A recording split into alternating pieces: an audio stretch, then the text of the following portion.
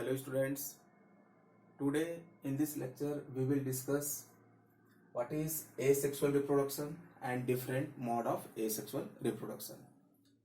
Asexual reproduction, also known as somatogenic reproduction or vegetative reproduction, agamogeny, agametogenesis, clone formation, uniparental reproduction or apomixis.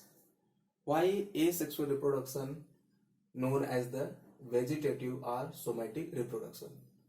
As it is mostly take place in somatic cell or vegetative cell.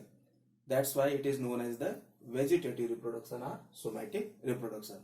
In case of plant cells, we say vegetative reproduction. Agamogeny or agametogenesis. Why?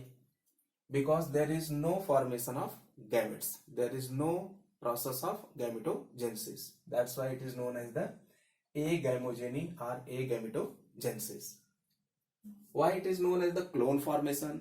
Because the young one which is produced in the process of asexual reproduction known as the clone, and clone is the morphologically and genetically similar, identical to their parents.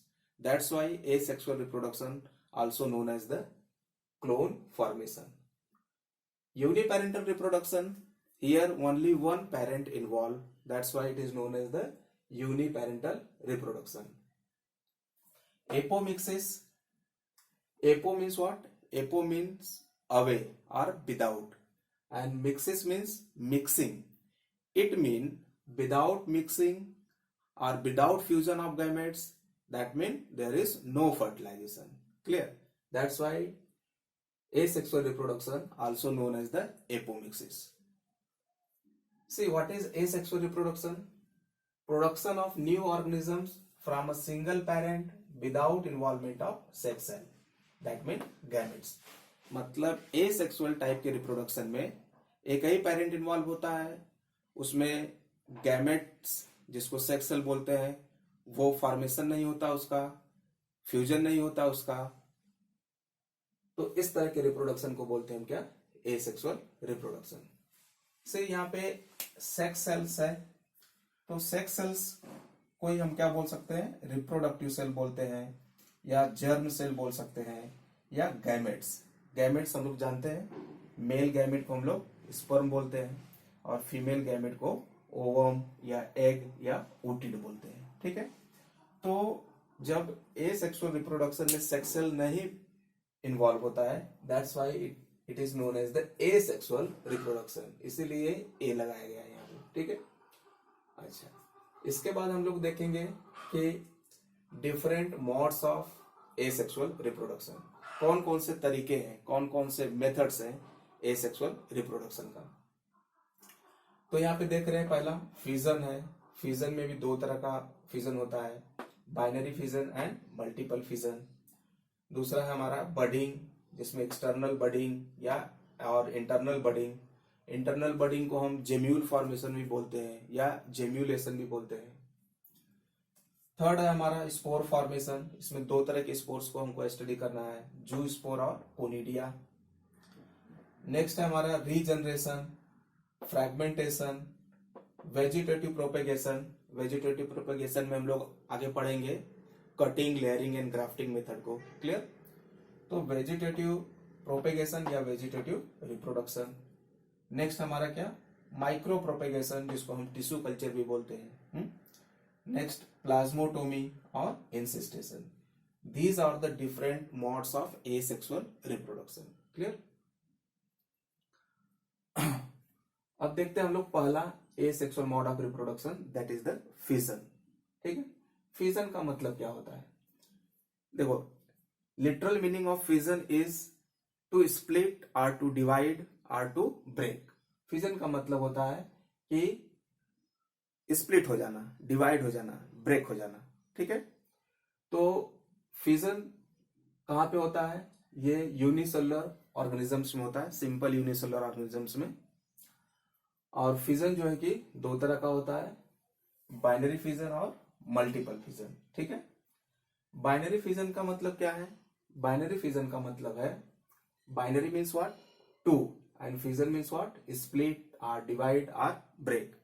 Here unicellular parent organism divide into two daughter organisms. मतलब binary fission में जो unicellular single organism है वो split कर जाएगा, divide कर जाएगा to daughter organisms में।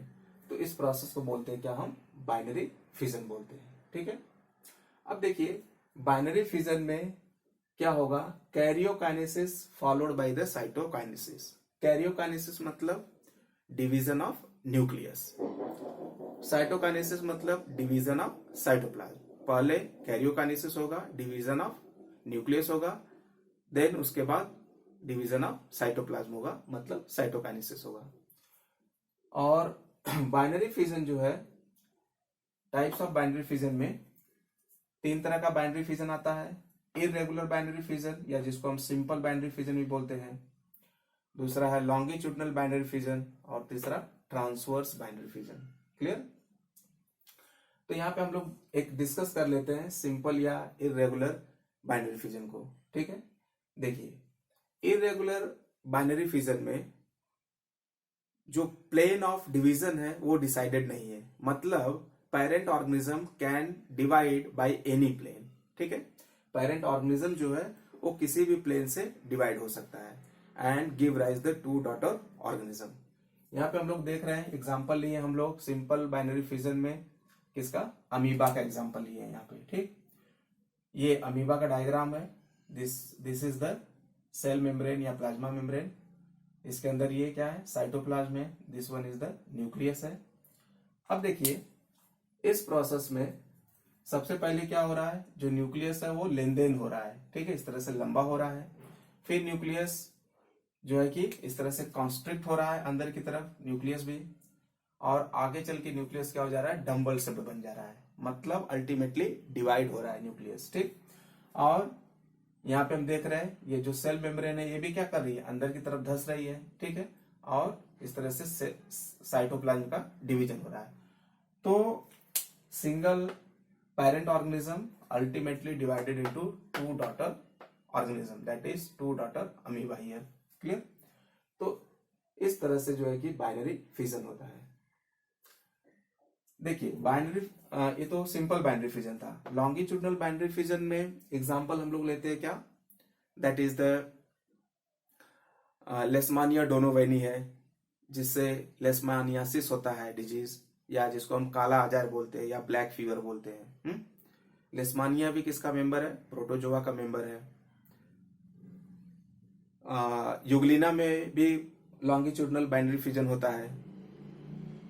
लॉन्गिट्यूडनल बाइनरी फिजन का मतलब है, सपोज ये कोई एनिमल है, ठीक है, तो ये क्या करेगा? इस तरह से स्प्लिट कर जाएगा। ठीक है, इस तरह से ये स्प्लिट कर जाएगा और टू डॉटर ऑर्गेनिज्म का फॉर्मेशन कर देगा, मतलब लॉन्गिट्यूडनली डिवाइड होगा। ट्रांसवर्स बाइनरी फिजन यहाँ पे देखते हैं।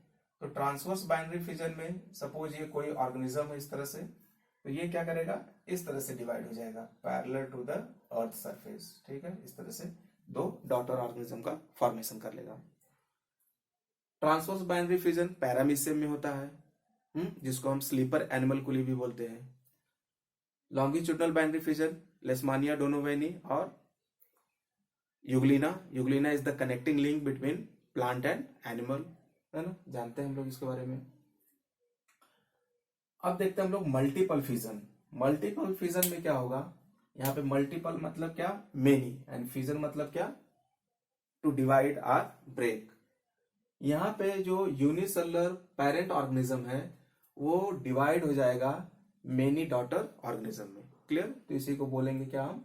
Multiple fission. क्लियर? यहाँ पे हम लोग एग्जांपल लिए हैं किसका? प्लाज्मोडियम का। Plasmodium is the member of protozoa and it is considered as the malaria parasite. देखते हैं ये प्लाज्मोडियम का डायग्राम है। ये इसका सेल मेम्ब्रेन या प्लाज्मा मेम्ब्रेन है, साइटोप्लाज्म है इसके अंदर, देन ये क्या है? न्यूक्लियस है। ठीक है, अब क्या होता है इसमें कि जो न्यूक्लियस है वो फ्री न्यूक्लियर डिवीजन में जाता है। फ्री न्यूक्लियर डिवीजन में जाएगा, मतलब from 1 nucleus to 2 nucleus to 4 4 to 8 8 to 16 like this increase the number of nucleus and form the thousands of nucleus. Clear? इस तरह से ढेर सारा न्यूक्लियस बन जाएगा और each nucleus will surround along with the few amount of cytoplasm with the cell membrane. ठीक है, इस तरह से एक एक जो न्यूक्लियस है वो सेल मेम्ब्रेन से सराउंडेड हो गया, having the few amount of cytoplasm. इस तरह से ढेर सारे जो है कि डॉटर प्लाज्मोडियम यहाँ पे बन गए. अब क्या होगा, ये पेरेंट जो सेल मेम्ब्रेन है वो रप्चर हो जाएगा और डॉटर प्लाज्मोडियम रिलीज हो जाएगा. ठीक है, and when this daughter plasmodium gets the favourable environmental and nutritional condition, again grow to form the parent like organism. Clear? So here from a single parent organism thousands of daughter organisms are produced at a time, at the same time. So this is the multiple fission.